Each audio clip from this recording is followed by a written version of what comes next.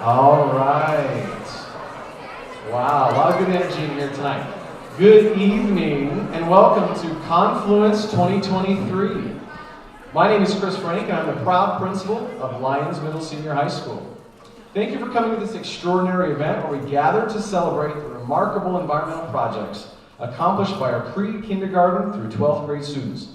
Today, we stand in awe of their dedication, creativity, and unwavering commitment to preserving our planet and making an impact on our future. In this room, we witness the future leaders, innovators, and change makers who will shape our world. These young minds have recognized the environmental challenges in front of them and have taken proactive steps to learn a little bit more. Throughout this evening, we will witness a range of inspiring projects. From our youngest learners' explorations to our high school students pioneering groundbreaking initiatives, the depth and breadth of their work is truly remarkable. It's been our pleasure to provide them with the tools, resources, and support they need to learn more about their world and make an enduring impact in our community. What you will see tonight is a result of a tremendous collaboration between our elementary, middle, and high schools, our town ecology board, and our community partners. Together, we're taking environmental leadership, innovation, and conservation by St. Brainstorm. Without further ado, I'd like to kick off the evening by inviting our Town of Lyons Ecology Advisory Board to the stage to share a little bit about their local focus. Thank you.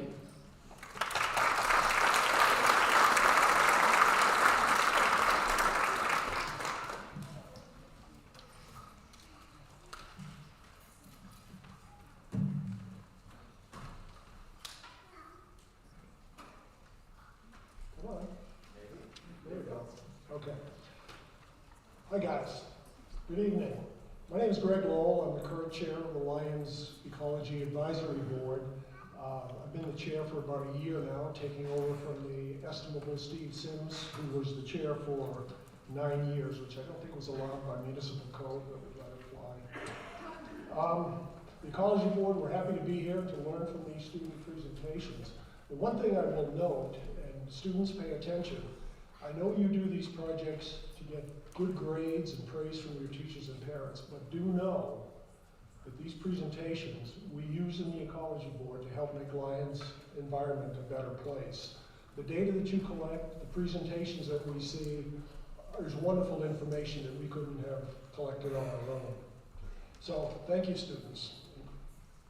You know, as a side note, I believe, and perhaps you can correct me if I'm wrong, Andrew Moore, but the Ecology Board used to be involved in this program, primarily with its member Dave Batts, who kicked off the high school program. I remember seeing for a number of years some of the students would come up to town hall and show us their data and their presentations. But now that it's morphed over to become the Science and Leadership program, I can see the wonderful results of it.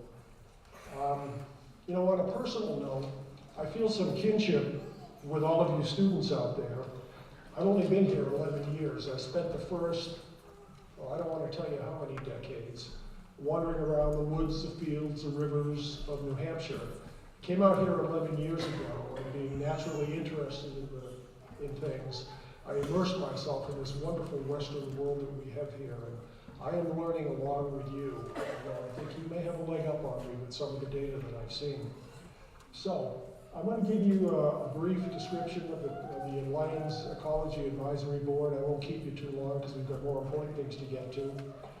The important thing to know is that we're all volunteers on the Ecology Board. And trust me, we've got some of the brightest and most committed people that you ever want to see on this board. So let me properly embarrass them. Some of them are here, some of them are not. If you're here, just raise your hands, take your acknowledgement, as you should as an adult, and then sit down. Bob Breckenridge, PhD. He is a past professor at Dartmouth and CU. I like to call him Dr. Flood because Bob knows everything there is to know about rivers and their behavior and everything that goes with it, which is appropriate for a town like Lyons. We have Dave Batts on the board. Dave's an environmental engineer who owns his own environmental consulting firm. We have Kara Spruce-Muller. She's another PhD. She was a state biologist, and she ran a land trust over on the western slope. She's a great asset to the board. Kurt Carlson. Kurt was the past operations manager at Adams County Parks and Open Space. And back when dinosaurs ruled the earth, I think he used to be the Parks and Rec director here in Lyons. Steve Sims. Steve's is our past chair for 9 years. He is totally committed to the natural resources here in Lyons, and he's a great addition to have. I hope you never leave, Steve. We need your expertise. Kate Zazzle, who you elementary school students know as a math teacher. Kate also has a career as a science writer, and again, she's a dedicated environmentalist and a wonderful asset to have on the board. And then there's me. My credentials pale in comparison to all these folks here, but I will tell you, I have an abiding interest in the natural world, and I have a passion to preserve it.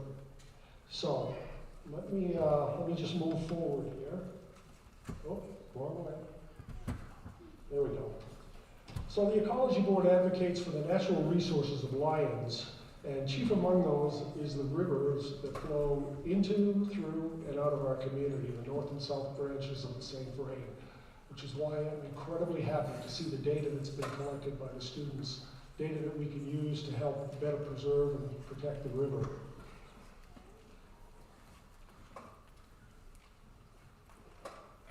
Our focus, this is basically boils down to what our current tasks are on the Ecology Board. Chief among them is ensuring that any development that goes forward in the town passes muster with the Ecology Board. We get to see all the plans. We get to see whether they have a detrimental effect on the environment and how we can ameliorate that. We also identify sensitive areas in town that are worthy of protection, should probably never be developed, maybe even we can conserve them. And as you all know, events of the past few years have shown how dangerous the wildfires are, especially here in Lyons. There are currently fire mitigation efforts going forward in town. Our job is to make sure that those fire mitigation efforts are balanced with the environmental effects of doing them. And finally, our latest effort involves the Sustainable River Corridor Action Plan. This was a document that was put together in 2014 following the flood, and it helped guide the town through its flood restoration efforts. Now that those restoration efforts are done, that document has got to be revised, and hopefully it'll serve as a blueprint for protecting the river and the corridor. So that's my story, and I'm sticking to it. Please come see us. We have a table outside. Come see us after the presentations. We've got some weed booklets out there that we're giving away, which all of you need, especially at this time of the year, because I know your yards are being overtaken by all these weeds we have here in Colorado.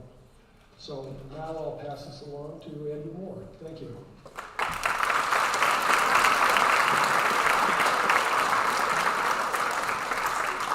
Hello, this is such an exciting night for all of us, culminating, and I wanted to do a couple things here, set the stage. So we chose the name Confluence 2 years ago because, as I'm sure many of you are aware, the two rivers, the north and south fork of the St. Vrain, although they call it creek, I'd like to take up issue with that, river, come together in town, the Confluence. Similarly, the preschool through 12th grade comes together at this presentation. So that's a bit of the history around that.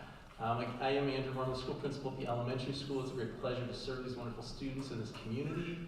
I just want to make sure I give one plug. So the other preschool through 12th grade program we have is actually a community leadership group called the School Accountability Committee. It's a very high-level oversight board or group that really brings a lot of stakeholders from preschool through preschool through 12th grade together with community members, business members. So if you're interested in information about that, please come see me or Mr. Frank. That's super helpful. And it's a steering committee to some degree with the schools and the community together. This is all about the kids though, and it first though needs to start with just a bit of appreciation for some special people in this room. Sarah Wiegert, our STEM coordinator. Can we please, Sarah, please stand up. Here you are, right here. So this is Sarah Wiegert. She has been in our theater for many years. And we're so pleased that she's got a permanent home here as a STEM coordinator and teacher. She works with all the elementary school students throughout the month. and she really works well with teachers, students, curriculum, through an innovative lens that enriches all the experiences that kids have with computer science, with data literacy, with authentic community partnerships, with these presentations. So she's really helping to steer this program, so thank you, Sarah. And I also want to say thank you to all the teachers who are here. Thank you, preschool through 12th grade teachers, for being here, and we just appreciate all the work you do and have done to get these kids ready for tonight. All right, without further ado, let's bring these preschoolers up here, and we are going to rock and roll. You're going to see community engagement at its finest.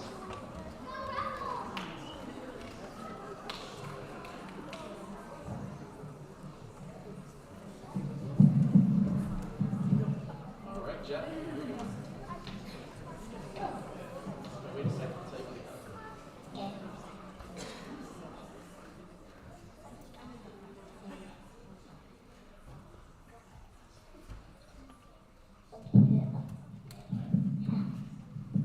Hi, my name is Jet, and I'm in preschool, and I learned about liquids, solids, and gases, and here are some of them.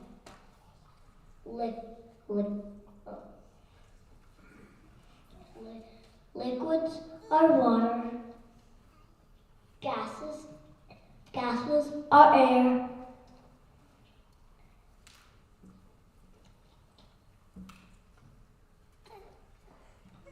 and rocks are solid.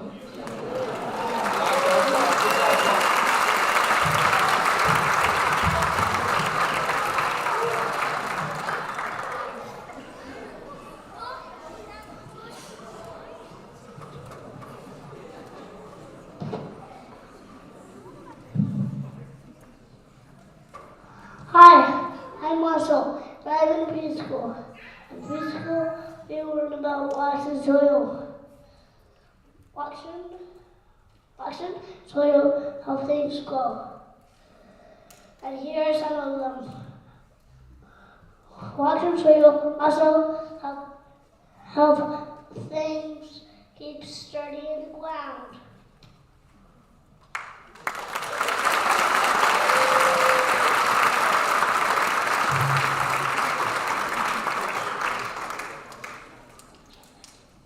Hi, my name is Wyndham, and in preschool we learn about living and non-living.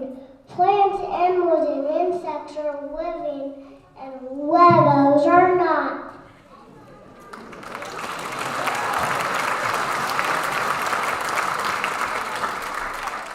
Hi, my name is Karina, and I'm in preschool. In preschool we learned about weather. Weather can tell us what to wear, and it can help plants grow, and sometimes it can cause erosion, like the Lions flood.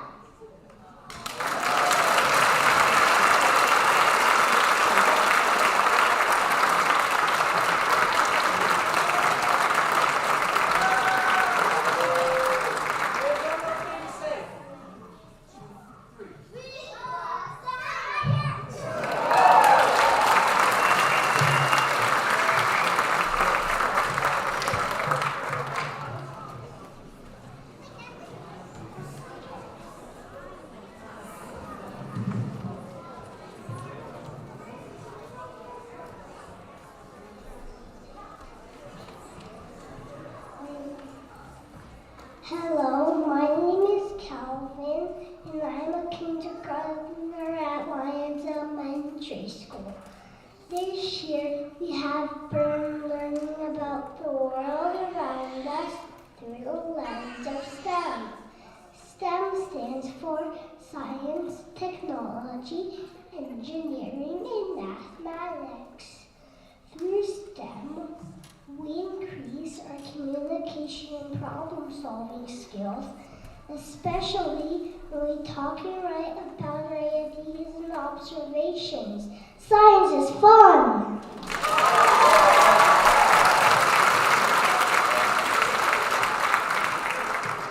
Hi, my name is Sage, and the STEM stands for scientist. As scientists, we use our senses to observe our world around us.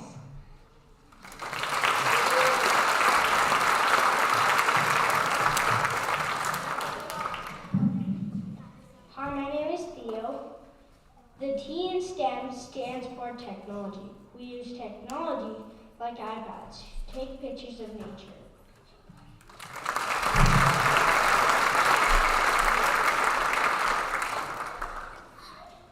Hi, my name is Francis. The E in STEM stands for engineering.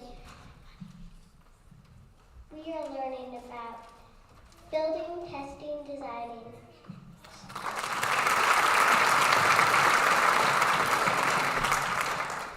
Hi, my name is Willa. The N in STEM stands for mathematics. We use math to count, measure, sort, and compare information.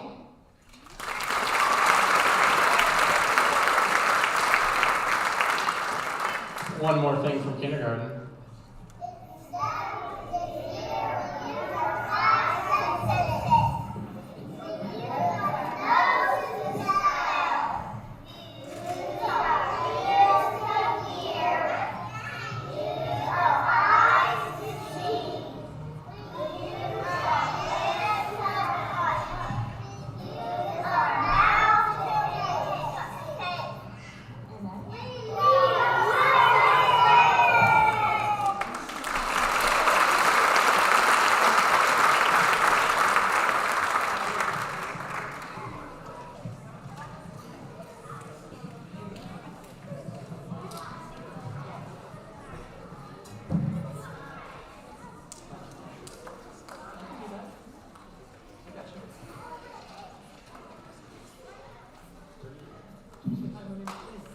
Hi, my name's Tierney.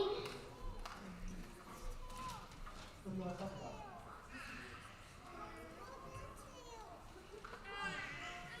Did you draw butterflies in the butterfly garden? Okay. You want to just read it? Oh, you worked. We worked on scientific drawings in our butterfly garden, learning how to pay attention to the details. We started monitoring at the beginning of first grade and checked all year.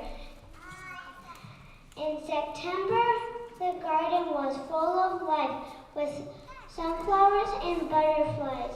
In April, we started to see plants emerging.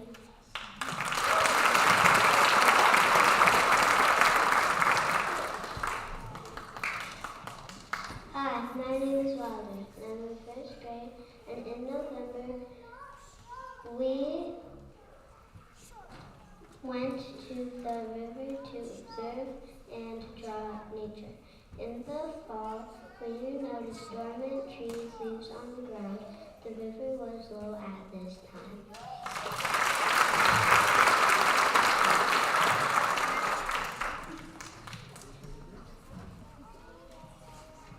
My name is Emma. We are conducting daily observations of butterflies and plant life cycles. We've seen larvae change into chrysalises and emerge as a butterfly. We grew brassica seeds in our classroom, and we've seen them grow daily. We acted as pollinators to produce seed pods.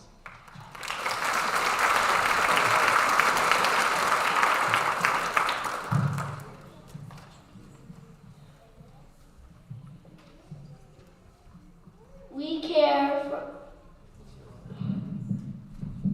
Hi, my name is Henry. We care for pollinators. Did you know that 1 out of every 3 bites of food depends on pollinators? We are growing specific pollinator plants in our pollinator garden. We are testing pollinator designs to pick up pollen and deliver it to other flowers. We spent time cleaning out pollinator hotels to keep them healthy and safe.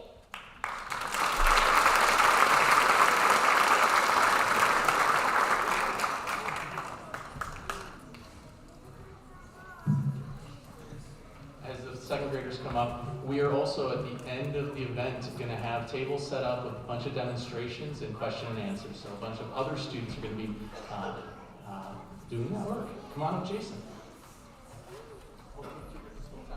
Stool change.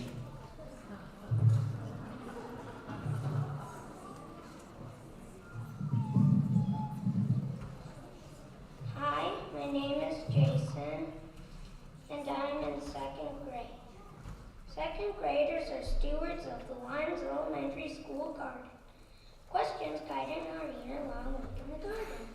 Can we grow enough food in our garden to make a salad for the whole second grade? Hi, my name is Kenzie, and I'm in second grade. How do people successfully care for plants in a garden to produce healthy crops? Hi, my name is Molly. What animals live in our community that pollinate, help our soil, and help our garden to thrive?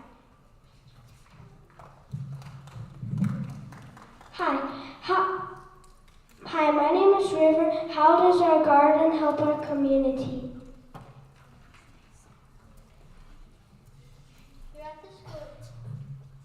Throughout the school year, we've been mentored by community master gardeners to prepare, plant, and grow herbs, tomatoes, and lettuce in our school garden. This has included harvesting seeds from plants, basic hydroponics, weeding, and stewarding our garden throughout this school year cycle.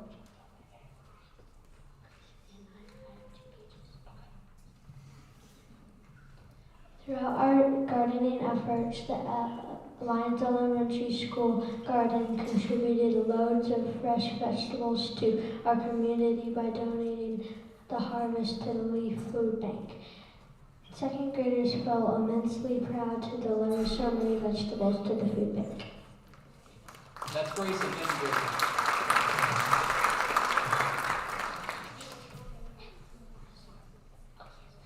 We hope to continue our garden stewardship by researching ways to grow even more food.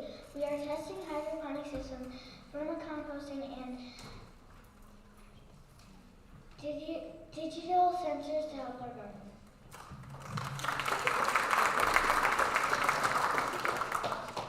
Hi, my name is Layla.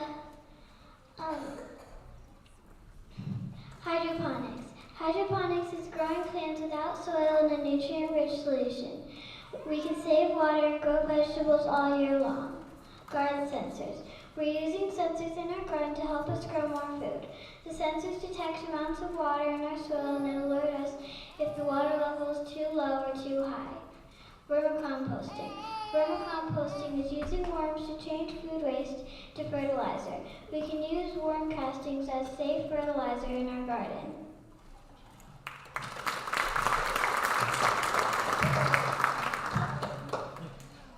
Hi, my name is Quinn. We started the school year with a change. We can grow enough food in our garden to make a salad for the whole second grade. We are all excited to celebrate our learning with a salad celebration at the end of May.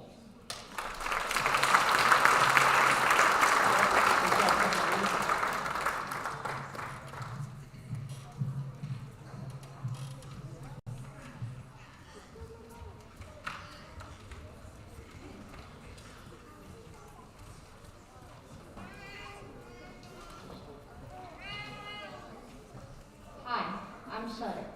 Weather, natural hazards, and lions. In third grade, we learned about lions, climate, and weather, as well as natural hazards that could impact our community.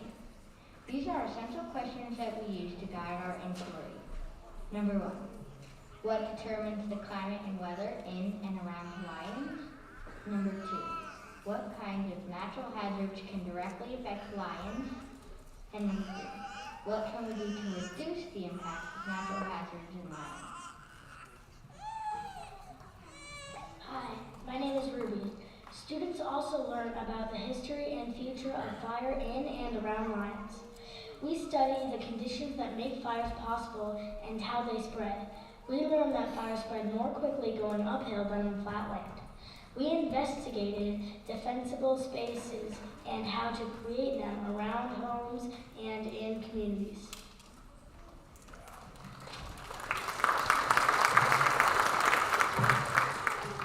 Hi, my name is Delaney. I am in third grade. Students learned about the history and the future of floods and lines. We used maps of lines to learn about where the floodplains lies, and where we learned what parts of our community would be impacted and what parts would be safe. We also made models of rivers and floodplains to show the impact of various river channels and flood-like situations.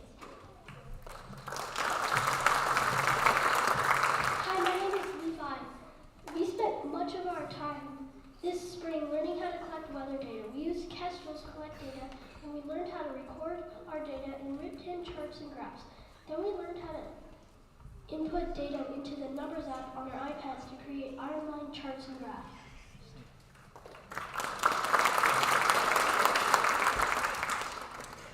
Planning a Firewise and Floodwise community. As our final project, we worked as a whole class in small groups and pairs to design a community in which homes and buildings would be safe from flood and fire impacts.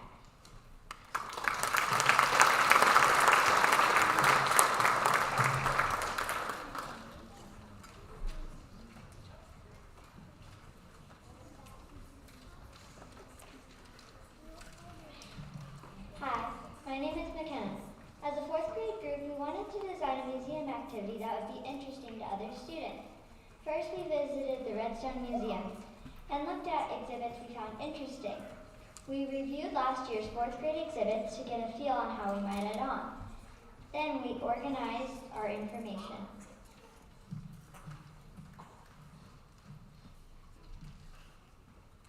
Hi, my name is Noah. We narrowed down the Redstone exhibits we liked and why.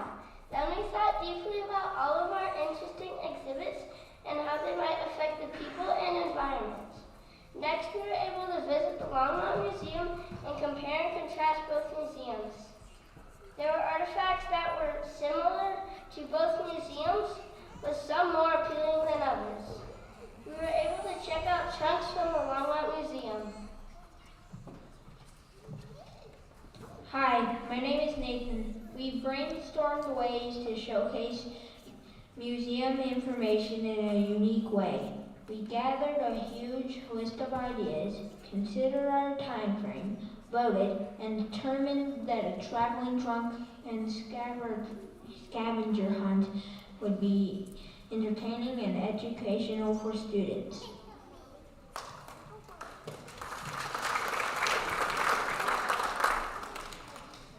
Hello, my name is Luca. The last step was researching on museum artifacts and consulting with the museum curator to write clues or descriptions for the scavenger hunt. We brought some of these to our table for you to try out after the presentation. Please give feedback so we can improve our designs.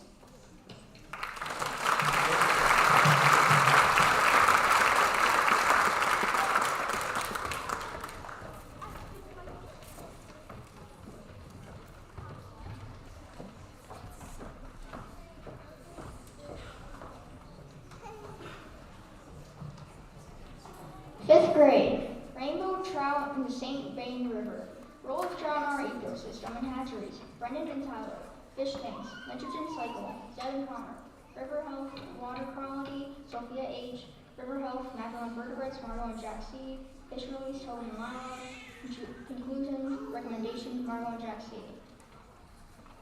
Here are the McConnell Ponds, over by the bridge. And here are the role of trout in our ecosystem. Trout are important to our ecosystems in many ways.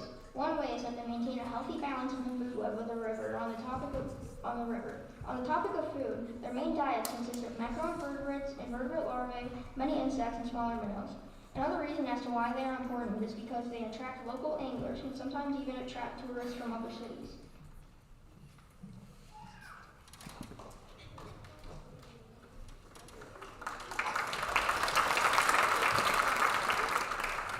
Role of hatcheries and stocking fish. I'm Brendan. Role of hatcheries and stocking fish. 3% of trout eggs would survive without hatcheries. Without hatcheries, ecosystems would be a very small percentage of what they are today.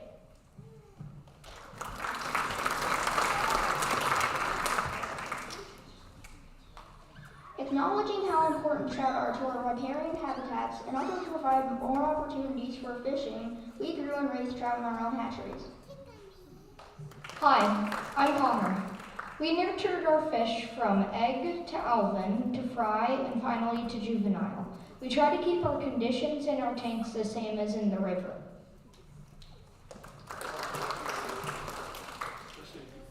Hi, my name is Zeb. How do we keep the chemistry the same? We test the water to see if we have to perform a water change. We test for ammonium, nitrate, nitrite, KH or hardness, and pH.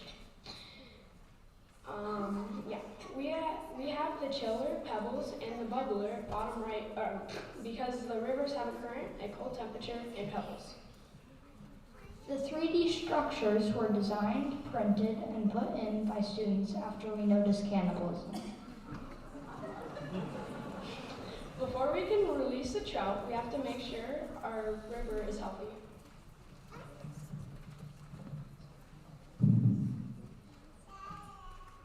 Hello, my name is Sophia Hartenstein, and I will be talking about the health of our river. River temperature. Our river temperature is 2.8 degrees Celsius, the day we tested it, which is an optimal temperature for this time of year. pH. On this chart, it shows the pH levels that the trout prefer and where they cannot survive. Our pH levels were 7.4, which is optimal. Nitrite. The EPA suggests that in unpolluted waters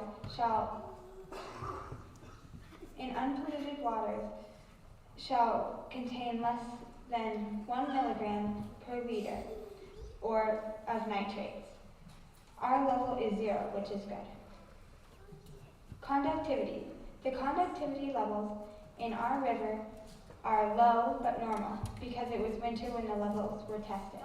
Once the snow melts, it will bring salt into our river and bring the conductivity levels up. It will be expected to rise. In addition, out of all the data we collected, the levels from our river are healthy for trout. In addition to a healthy environment, we also have to make sure there is enough food for our trout to survive.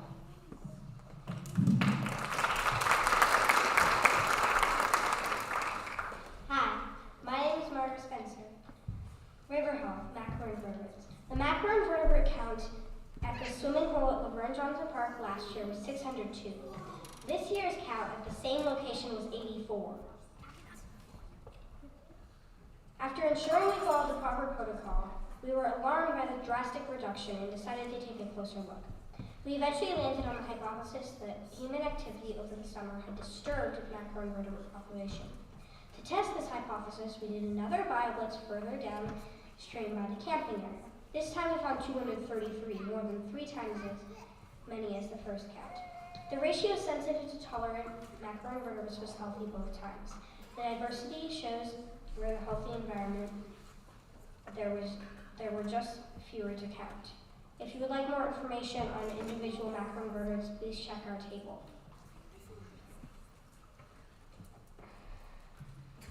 This is from September 2022 to October 2022. Just ratios of different sensitivities.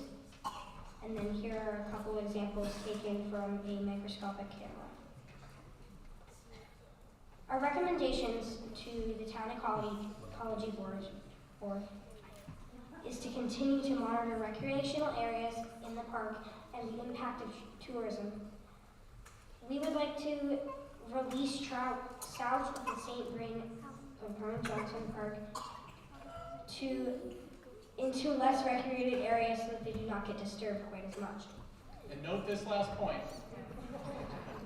Some even suggested a swimming pool to reduce the ecological footprint.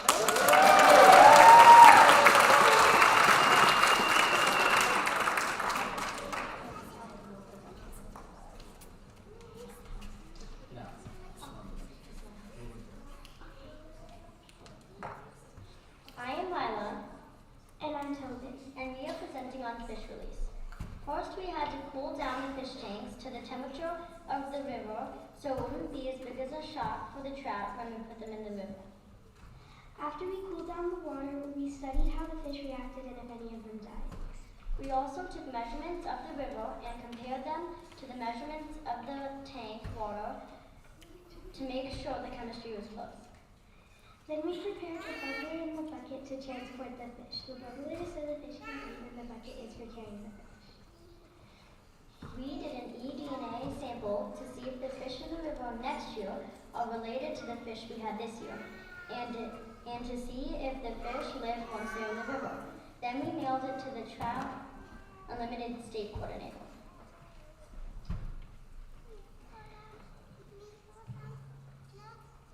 On the day of the release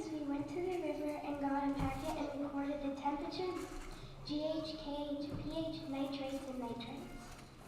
After we did that, we got a fish and examined it. Then we got to release the fish. This year we released 81 fish. It started in 2017 and so far it's the most fish we've ever released.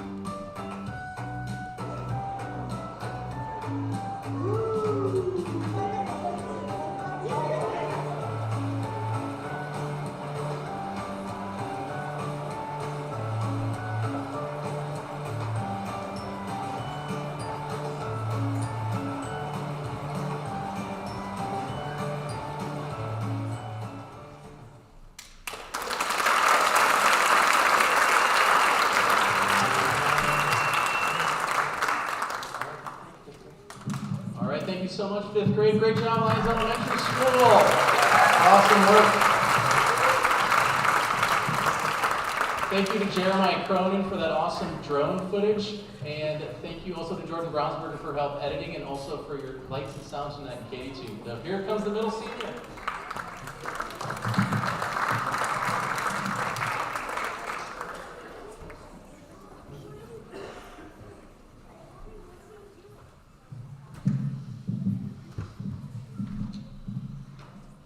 Hello, I'm Nico, and we are in the 6th grade class. This year, we had the wonderful opportunity to have the watershed program come in and talk about how we can tell if the ponds here in Lyons are healthy or not. Our classes went out to the ponds and tested many theories out. We have found many good data points during this and hope to continue having healthy ponds here in Lyons. Some of the abiotic factors that we studied to determine if a river was healthy was a ripple and pool count. An abiotic factor is a physical rather than biological factor. A ripple is a less deep area of a river, and that is more choppy, and a pool is a deeper, calm area of a river. We also did a pebble count, and we used a Secchi disc to determine the Secchi depth of the pond. The diversity of a habitat is important because each of the animals and plants relies on another animal and plant. A large diversity of plants and animals will help balance the environment. The biotic and abiotic factors in an ecosystem work together to provide everything they need to survive. A biotic factor is a living organism that shapes its environment. For example, the ripples and pools of a river give the fish a resting place and it oxygenates the water. If we see a change in habitat diversity, sediments, and or water clarity, that might tell us that our river is overpopulated by a certain species or underpopulated. It could also mean that there is pollution, ash, or oil in the water. We have been learning 3 questions. 1, what is a watershed? 2, why are watersheds important? And finally, how do you know if a watershed is healthy? These questions will be brought up in this presentation. So, what is a watershed? A watershed is a land area that channels rainfall and snowmelt to creeks, streams, and rivers, and eventually to outflow points such as reservoirs, bays, and the ocean. These watersheds are important to humans and their environment, and it's a good way to know what they are. Why are watersheds important? Watersheds are extremely important. Healthy forested watersheds provide many services such as cleaning our drinking water supplies and stabilizing soils. So now you might be wondering, how do you know if a watershed is healthy? You can figure out if a watershed is healthy because of the water quality, hydrology, which is water flow, and fish and bugs. Now that we know what these questions mean, we'll talk about the things our class is researching about. When we went to the St. Vrain River, we saw an average number of pools and riffles there are in the St. Vrain River. The total pebble count, we saw that there are more riffles than, so let's learn about the pools and riffles. We saw that there are more riffles than pools in the St. Vrain River. There are on average 5.2 pools in the spot we were at, and on average 6.6 riffles on the St. Vrain. This data says that the St. Vrain River is healthy because you want a river with both pools and riffles. Next, we will be looking at the total pebble count we have found in the river. In the river, it's been a pretty diverse count, and that means that the river is healthy. Like we see here, that it's pretty diverse, and it's good to have diversity, especially in a river where there's lots of life. Another thing that we did was we measured the secchi depth of the pond. We would let this disc sink down to the bottom of the pond, and then we would measure the string that was attached to the top to see how deep it was. The average depth we recorded was 94 centimeters deep in the areas we tested. The water clarity was fairly clear. If it was not, we could infer that a wildfire, flood, or pollution to the pond had happened recently. Based on these results, we can say that none of these things have happened. In conclusion, our river seems to be healthy and stable, and we hope it stays that way for a long time. Thank you.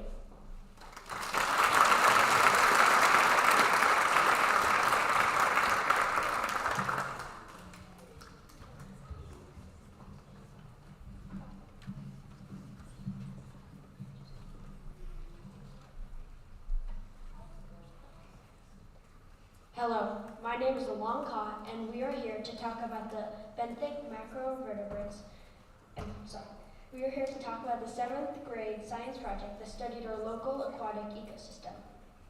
The 7th grade joined up with Left Hand Watershed Organization to study and learn about the benthic macrovertebrates of the area, and the different species that live in the St. Vrain River and our local Lyons ponds. Benthic macrovertebrates are bottom-dwelling aquatic larvae that become the different types of insects we often see flying around.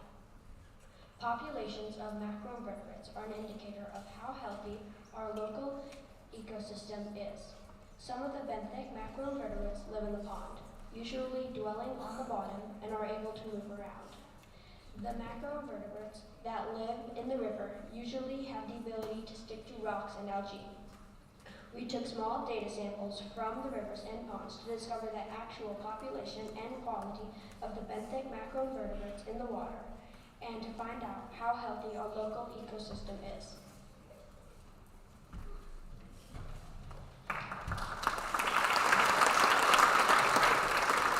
Hello, my name is Ellery Bala, and what we did is we participated in the left-hand watershed microvertebrate study. We went down to the St. Vrain River and in the local Lyons ponds. We went in the water and overturned all the rocks and sand in the bottom. We caught all the things that got overturned. We then identified the benthic macrovertebrates in the net and sorted them into collective groups. If you look at the graph, you can see that there's lots of diversity between species, which is usually pretty good. You can tell that some species, like the mayflies and like the damselfly and the dragonfly, they're like really thriving in the environment they are in. There's several different reasons for this. Some can be they have special adaptations to live in that area, like more tails or more legs. Some is the environment, like the ponds have sand on the bottom and the river has rocks on the bottom. This is good because some species really cling on to the rocks on the bottom to survive so they won't get washed away by the current of the river. or all the species that live in the ponds, they can just like swim around. There's also different food types depending on the river or the lake. Species could be herbivores, omnivores, or carnivores. Like overall, these species are expertly adapted to the ecosystems they live in.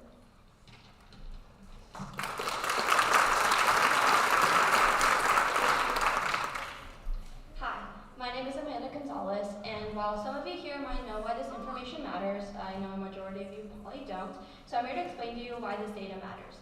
Now while this data just might have looked like a bunch of numbers to you, this information actually gives us a lot of information on our local ecosystem's food chain, as well as the overall environment in and around our rivers and ponds.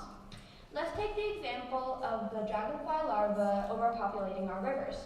Now, when we found this data, it let us hypothesize a few reasons as to why this was happening.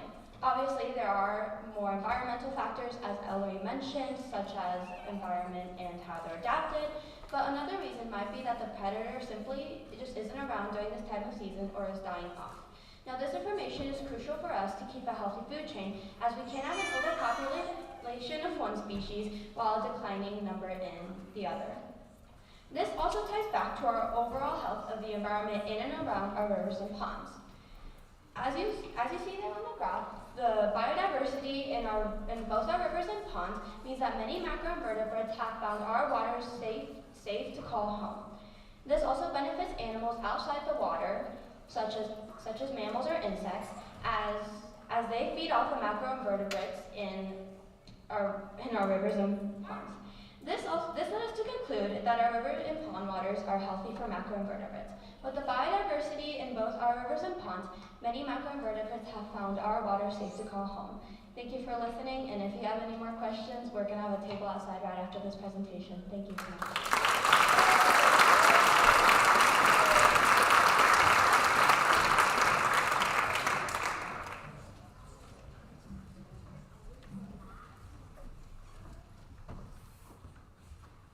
Hi, my name is Hannah Sharavelli. And I'm Lola Spencer. We are 8th graders here at Lyons Middle Senior High School. We're here to talk to you about fire mitigation in Coffin Top Mountain. So, where is it? Well, it's on the Button Rock Preserve, and it's 5 miles from Lyons. It contains the Ralph Prince Reservoir. So of all the places in Colorado that are struggling with wildfires, why do we pick the Button Rock Preserve Coffin Top Mountain area? Well, it's a high-density forest that really needs our help, and also it has the Ralph Prince Reservoir, which is where a lot of our drinking water here in Lyons comes from. So if there were to be a high-severity fire, it could put ash in our drinking water, which would add even more to the drought that we are already living through. It is also a thriving, diverse ecosystem with lots of endangered plants and animals. So over the course of our presentation, you'll hear us talking about high-severity and low-severity fire. So what is the difference? Well, a high-severity fire, as you can see on your left, is a fire that burns through the entire forest, destroys everything in its path, is very uncontrollable, and has a very long recovery period. Whereas fire isn't our enemy. The kind of fire we want to engage is the fire on your right, which is a low-severity fire. When a low-severity fire comes through, it burns just the underbrush and the things that are kind of crowding up the forest floor. It's very important to the natural fire cycle because it makes more room for plants and animals to thrive. Well, how do we prevent the high-severity fires? Well, up on the screen, there's 2 pictures, Forest A and Forest B. I have a question for the audience. Which one would be more dangerous if a high-severity fire came through? Yeah, that's right, great job. And this is because ladder fuels help the fire climb up the trees, which is dangerous. Forest B is better because it's more of a natural fire cycle landscape. What we also can do is slash. This is cutting out some dead wood and beetle kill wood and burning it in the winter. We can also backburn. Both of these methods use fire, so there are some risks, but it's proven to be fairly safe. So over the course of this presentation, we've talked about what the Forest Service can do to help, what the fire department can do, what the sheriff's office can do. But we want to talk about what you can do to keep your home and your loved ones safe. Some things that you can do to protect your home include removing debris and clearing out plant matter. You can also create a fire bag with important things in it like birth certificates and other important heirlooms. Most importantly, listen to evacuation notices and follow them. If you want to learn more about what you can do to protect your house, you can go to csfs.colorstate.edu. We will also have a QR code at our table that you can scan to get to that website. So over the course of this presentation, we've been talking about what we're going to do, where we're going to do all of these things. We want to talk about like what some of the benefits of all this is. Why are we putting in all this money, all this work? So where there's fire, it's low severity. It just burns through like slowly, does its thing, and then as you can see in the picture, the forest begins to grow back very quickly. It also doesn't ruin our ecosystem, doesn't ruin our community, and also they can put themselves out in many cases. So we gave you a ton of information about fire mitigation. It took us a long time to understand it, so we broke it down into 3 easy things that you can remember. Number 1, we call them 3 Ps. Number 1, prevent. Remove dead trees, so high severity fires are unlikely. Number 2, protect. Protect your loved ones, important heirlooms, and our amazing ecosystem. Number 3, preserve. Keep the fire cycle natural. We need to preserve our ecosystem. Thank you.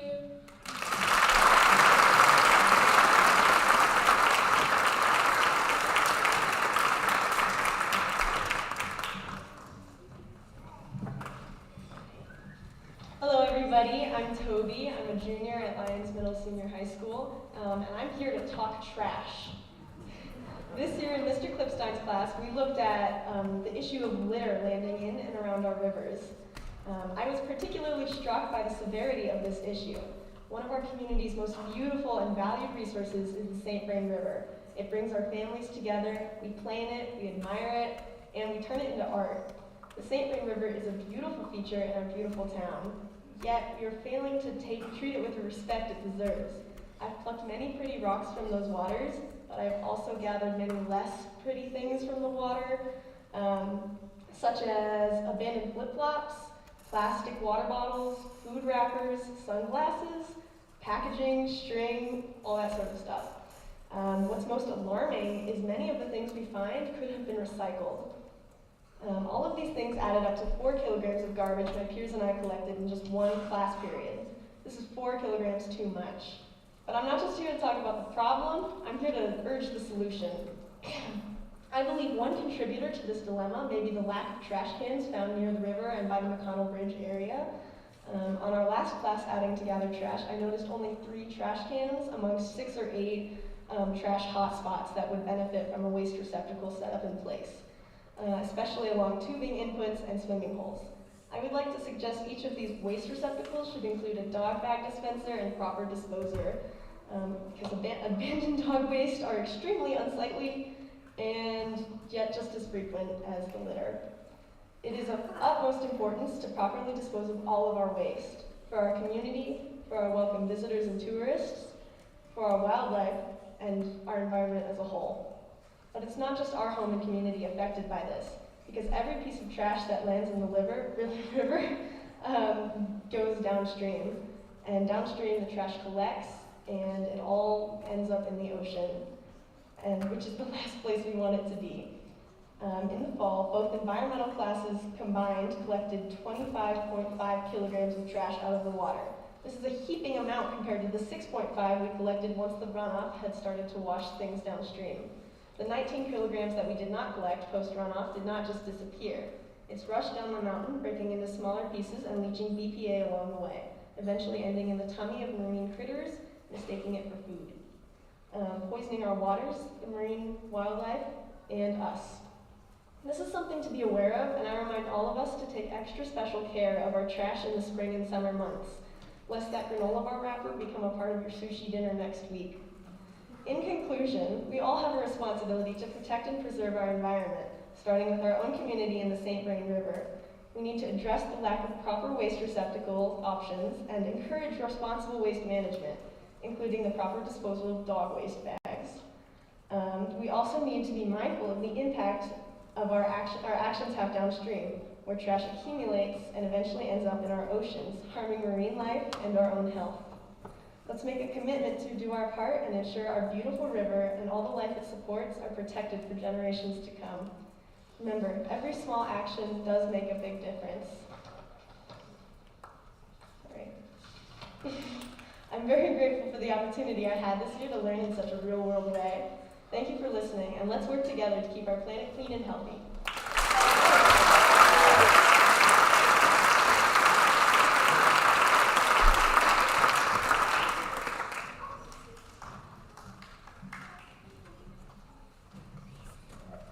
Hello, I am Maxwell Baccalucci. I am in 9th grade, and our grade focuses on the impacts of nutrients on our river. There are 4 locations that are tested. We set these locations to be able to see where certain things get into the water. If we find any contaminants, we can test every location to isolate its general location. We look out for any spike in things like chromium, nitrates, and phosphates. Chromium comes from mining operations, and we have a 0 in that, which is really good. Nitrates and phosphates come from fertilizers. Our river has a little bit in it, and we are making sure to monitor for any spikes in its concentration. A lot of this was made possible by a grant from the St. Vrain Education Foundation. It was a $2,500 grant, and $1,200 went to waders, $400 to chemical testing supplies, $200 on materials such as hand scopes and specimen trays. We have a little extra funding for other projects that are in the works, such as drone imaging of the river. Another big thing we look out for is oxygen, because it's a little important for animals. These are pictures of the macroinvertebrates found in our river. These are stonefly larvae. If you know anything about the insects, you will know these are indicators of clean water. We also have macroinvertebrates such as mayflies and caddisflies. This program has been a wonderful way to connect with the scientific community within Lions. Aside from being able to take an entire class period to go have fun and do science, it's a way to learn about our environment in a hands-on way. This program has a bright future, and I'm excited to see what further data it reveals. Thank you.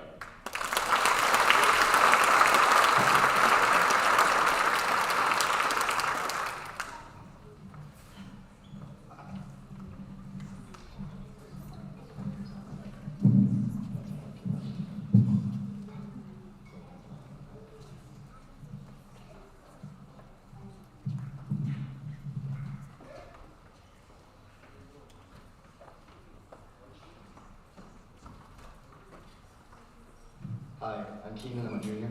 Hi, I'm Audrey, I'm in 8th grade.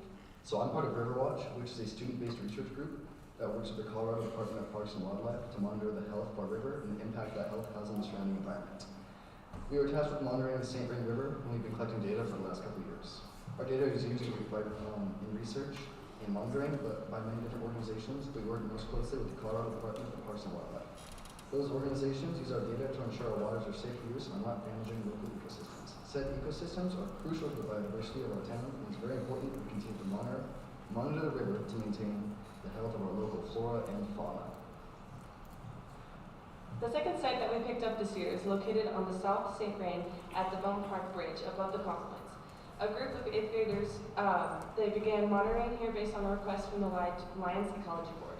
This is the first year that we've included 8th graders in Riverwatch, and we really appreciated the opportunity to learn more about the St. Vrain River health and applying the chemistry covered in class to a real-world situation.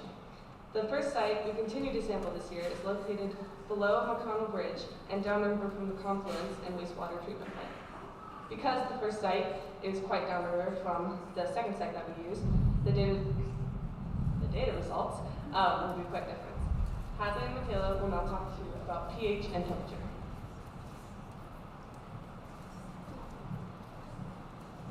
Hi, I'm Hadley, I'm a sophomore here. And I'm Michaela, and I'm in 8th grade. So one of the things we measure is pH, which is the measured acidity on a scale from 0 to 14, and it will naturally fluctuate with temperature and biological activity. It's important that we measure this because all plants and animals are adapted to a certain range, which is about 6.5 to 8.0.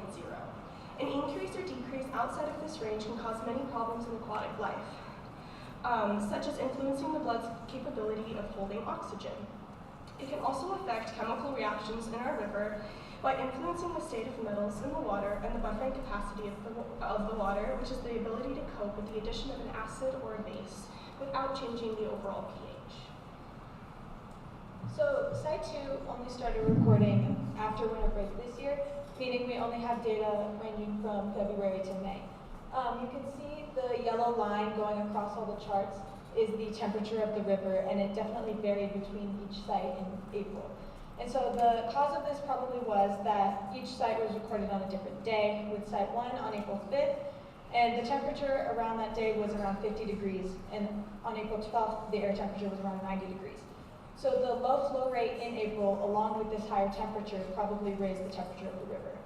The pH for both sites was very similar the whole year, ranging from 7 to 8, and now Emma and Saba will talk about dissolved oxygen. Hello, I'm Emma. And I'm Saba. In Riverwatch, we collect dissolved oxygen for several reasons. Aquatic organisms absorb the dissolved oxygen through their gills and their body surface. This supports a variety of different species in the ecosystem when the correct dissolved oxygen levels are present.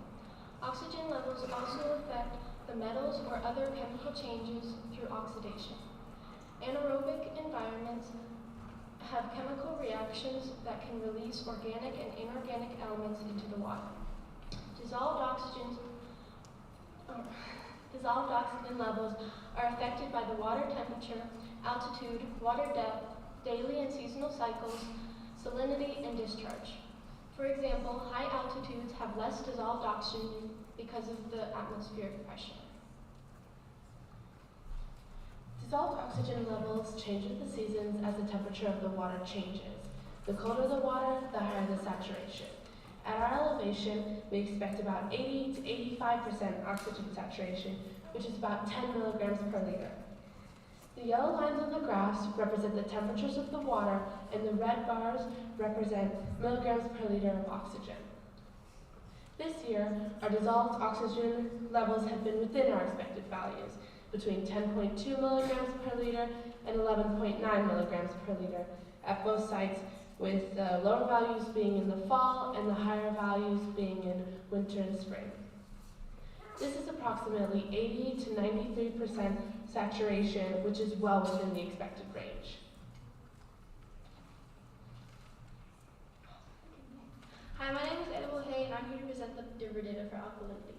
Alkalinity measures the amount of bicarbonates and carbonates present in the river, including the H2CO3 and HCO3 molecules inside of the water. These bicarbonates and carbonates are anions. We measure our alkalinity because when pH is pushed toward the basic end, all of the H2CO3 or CO2 is converted to CO3. When the pH is pushed toward the acidic end, all of the CO3 is converted to HCO3 or CO2. Because of this, the alkalinity, or the amount of HCO3 or CO3 present in the river, is a function of the pH. This graph shows how different forms of carbonates switch between forms as the pH increases or decreases. Having a healthy amount of carbonate ensures that the pH level can be maintained at healthy levels as it switches from form to form. Barrett Larson and Kenneth Hasnokis will present our river data. Hi, I'm Barrett Larson. And I'm Camden Pasnokis. Hardness is closely tied to alkalinity as it measures the amount of dissolved magnesium and calcium that are found in the water. Frequently, these are tied to carbonate ions in the water. In order to measure hardness, we use an ammonia buffer and titrate with an EDTA, which forces a color change from magenta to blue. At this point, it is like the end point, and this finally allows us to measure the amount of magnesium and calcium found in the solution. Yeah, hardness is pretty fantastic.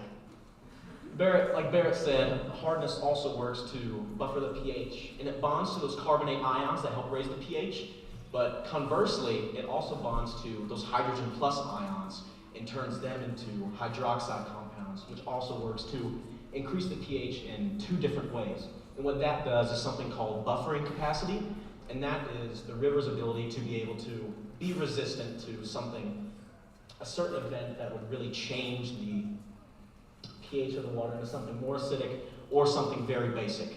So that's a very integral and important part of our river. Hardness also works to buffer and bond to those heavy metal pollutants that bond to our fish's gills and insects' membranes, and that can really mess that up.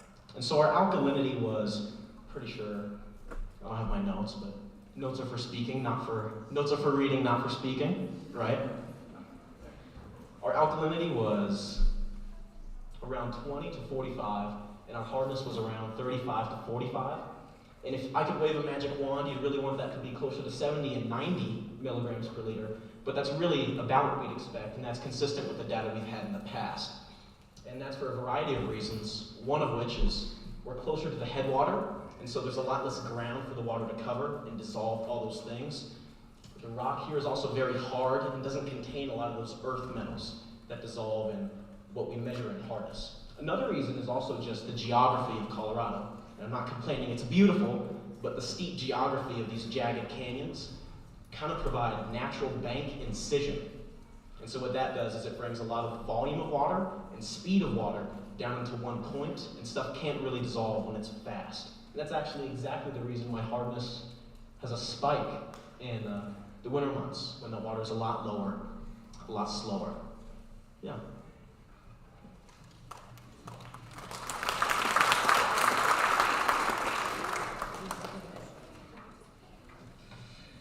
Alrighty. Hi, I'm Matt Carter, and I'm going to talk about metals.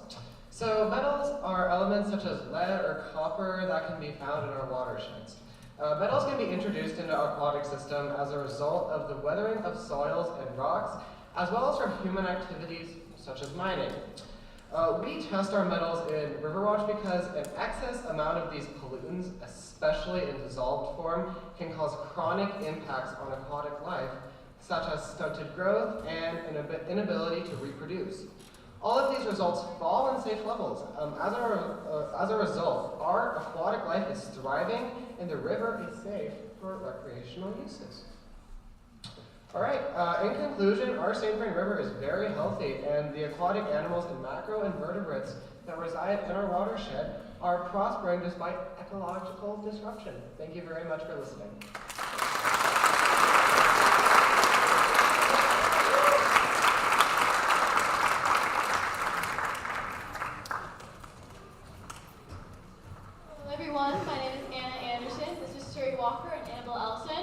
We are all juniors here at Lyons High School, and today we're going to be talking to you about microplastics in our watershed.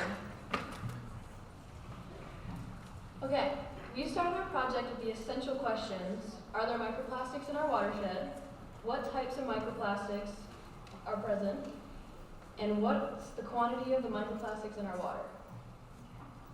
We went through many roadblocks throughout our project, like finding who to partner with. We contacted several different schools and organizations, and quite frankly, nobody wanted to help us. But after countless emails and countless calls, we were in contact with Dr. Verdi at CSU, who let us use his chemistry lab to test our water samples. We also were in contact with Josh Soul at Ocean First, who helped us with the methodology of collecting our water samples. We studied research about how to identify polymer types and the equipment needed to do so. Our first samples didn't come back with data, so we went back to the drawing board, collected more samples, and went back to CSU to test them. When we first started out our project, we had the entire run of a CSU chemistry lab, which allowed us to use several different equipment, like an FTIR. FTIR stands for Fourier Transform Infrared Spectroscopy, which measures infrared region in electromagnetic radiation spectrum, or identifies different polymer types. We also had to end up using an ATR, which is an attenuated total reflection accessory, which basically is a special adapter for that FTIR. We had to use this ATR because the light couldn't pass through the filter to get a read. How this ATR works is the light will pass through the crystal, reads the surface of the filter, and then sends it back to the detector. This allows us to accurately scan the different plastics. A downside to using this ATR is that it could contaminate that crystal because of that direct contact. Different methodology that we used is when we first started out, our samples weren't working. No matter what we tried, we weren't getting an accurate read on anything. So we studied more research, contacted more professors, and learned from our mistakes. We ended up getting new filters, like the Teflon filters, and improved our collection process. We needed to find what the spectra of plastic was to identify which plastics were more common in which samples. We found that the most present in the environment is the synthetic microplastic, and the most common type of synthetic microplastic is polypropylene. data for the PTFE or Teflon filters. So our second time down to CSU, we were actually able to collect data. As you can see on our graph here, there's a huge spike in absorbance at 2,800 and 3,000 wave numbers, as well as at 1,400 wave numbers. This shows that there are microplastics in our water, which we expected to find. As you can see, there's a spike in our control, which is likely due to microplastics being on that filter. We know that our filter isn't interfering with the reading due to the lack of spike at 3,000 wave numbers on that bottom sample, which is just our plain filter being run. We know that plastics are in our water because of that higher spike of the samples compared to the control. This leads us to believe that polypropylene is probably the most present microplastic in our water. We believe this because polypropylene has that spike in absorbance at 3,000 wave numbers and at 1,400 wave numbers. Polypropylene is that spike on the right, and our graphs are the spike on the left. Both of these closely resemble each other. There may be other microplastics in our water as well, but there weren't high enough spikes in absorbance to be totally sure, so polypropylene is the most common. As you can also see, there's a higher absorbance in the parking lot samples compared to the other samples, which means that there was probably a lot more microplastics being put into the water as we went through town.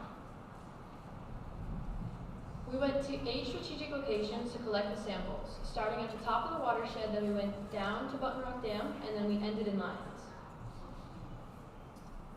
This is data for our nylon filters. We ended up using 2 different types of filters to improve our methodology. In both filter types, you see that spike at 3,000 and at 1,400, which proves that polypropylene is the most present in our watershed. We've been learning a lot from our project so far, and we're still continuing to learn. Some of our takeaways are calling and communication. None of us like calling on the phone. It made us uncomfortable, and we were not very good at it. But with all the communication that had to go into this project, we got real good real quick. We also learned that polypropylene is everywhere in everything that you use. It's in bottles, jars, yogurt containers, beverage cups. It's in the backpacks and items you take camping. So next time you go camping or hiking, consider using metals instead of plastic so that the microplastics don't shed down and get in our water, so we can keep our water clean and keep our environment clean. Next steps, we plan to continue over the summer to study the microplastics, and then we will learn the impact of microplastics on our environment and learn how to better support our river health. So continuing our next steps, we're going to meet with Dr. DeBerti in the summer and then again in August to get a good kickstart on our project for senior year. We're also planning on refining our methodology by making it more accurate by collecting more samples, reading more research, and seeing if anyone else will be willing to partner with us. Our end goal is to create a device to remove microplastics from our watershed or to give someone the research to do so. As Dr. DeBerti said, there's no throttle in awesomeness. Thank you, I hope you guys learned something.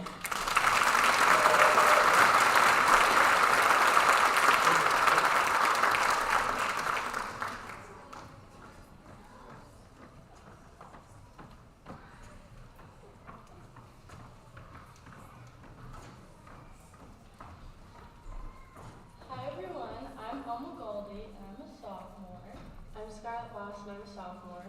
Hi, I'm Nick Barnes and I'm a freshman. I'm Leah Shelton and I'm a sophomore. Starting this year, we have been working on building a sustainable community garden in Lyons. Thank you for taking the time to hear our project. We were given the challenge to create a project that benefited our community and environment. We started to look around and discovered a startup community garden that needed some more involvement to progress it. After that, we planned out our goals for the project and applied for an independent study class so that we could continue our work into next semester. As well as getting approved for an independent study, we've continued our work with the director of the community garden, Adrienne Kirk, who is here today. And she has the land leased from the town and has been providing us with tools and resources for the garden. We came up with the idea for a tool shed to make the garden more sustainable. Then worked with multiple contractors who were kind of hard to work with to make the building plans in order to get our permit for the shed. After getting most of our plans done, we've had the opportunity to spend many hours, and I mean many, working hands-on in the garden, building beds, and preparing our gardens with quality soil ready for gardening. We are planning on achieving many goals for this project, including bringing attention to the garden, providing a healthy environment for food to be produced and donated to LEAF, and teaching students about the importance of gardening and all its benefits. To achieve these goals, we will be advertising and promoting the garden all over town, partnering with LEAF to coordinate with the elementary school and promote more community involvement. Now that the contractor has sent us our plans and we have our permit underway, we are hoping to start our shed soon. This will create a safe place to keep all of our tools. In addition to that, we want to finish all of our garden beds so we can create an irrigation system that will help us water the garden every day. We've learned so many things through the duration of our project that we will take with us throughout our whole lives. Communication is one of those lessons. We've had to communicate with all sorts of people and stay on top of emailing, calling, and setting up meetings professionally. We've also learned how important it is to adapt if a problem comes up or something changes. It's important to act fast and be able to modify our plans accordingly. With that, it's important to have a backup plan if something falls through.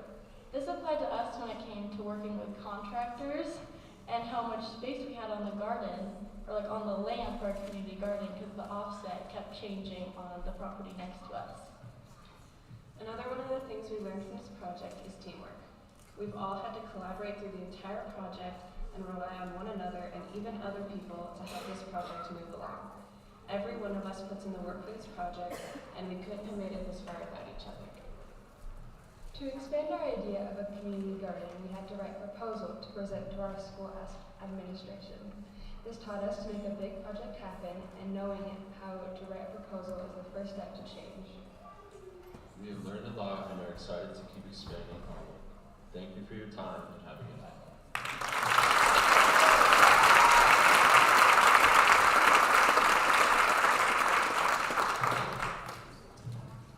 Hi, I'm Jordan Bolt. I'm a sophomore here at Lions, and I'm also on the Innovation Center AI team. Currently, we're working on a project to monitor fish population through machine learning. And this project started with the red-bellied dace, which is an endangered species. The district wanted to measure how the population of this species acclimates to its new environment that it was releasing. Over time, the focus shifted to Boulder County, and it was a similar concept to monitor fish populations through machine learning. So the problem with fish conservation currently is that it's resource intensive and inefficiently designed. The method currently used is electrofishing, which is very inhumane. They basically shock the river and then the fish float up so they can count the population. We wanted to think of a more humane method, so we chose machine learning. Machine learning is a way to train AI to recognize images. We fed our model images of the fish that we wanted to detect, and over time, our model learned what kind of fish these were. As you can see on the top right, we had a very high accuracy, and our model was able to accurately tell the correct species of fish that it saw. Our project on an international stage. We participated in the International Wasting Competition, which is an AI competition. This competition had over 750 projects across 100 countries. We won the gold award at the high school level in this competition. This is a great sign of things to come on an international stage. It shows that our project will continue to grow steam and it will be more popular in the future, and hopefully more scientists will implement this. So we still have a lot of goals for this project, and we want to expand the number of fish we can detect so we can get a bigger picture on fish population across multiple communities. We want to add more sensors like salinity, turbidity, and temperature so we can get more data about our fish's environment in the river. We want to develop more documentation so other conservationists can implement our product easily. And we want to communicate with Boulder County and the Colorado government to inform environmental decisions and policy making. Thank you for your time, and I'd like to bring back Mr. Moore to the stage.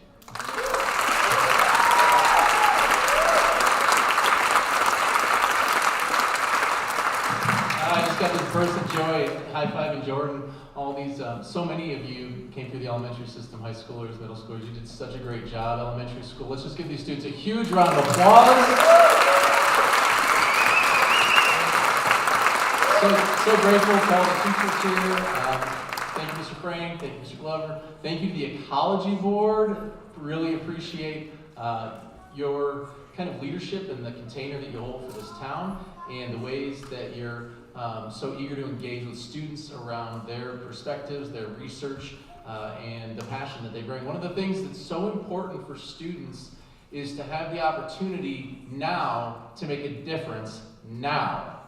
So these far off ideas of becoming a change agent, well, here we are with these students representing, you know, broader groups of classrooms, talking to you about ways in which they're using data to engage in their local community now and proposing ideas to make a positive change now. So I'm so proud of that work. I just want to give one more round of applause, please. Thank you. Just two more things to say.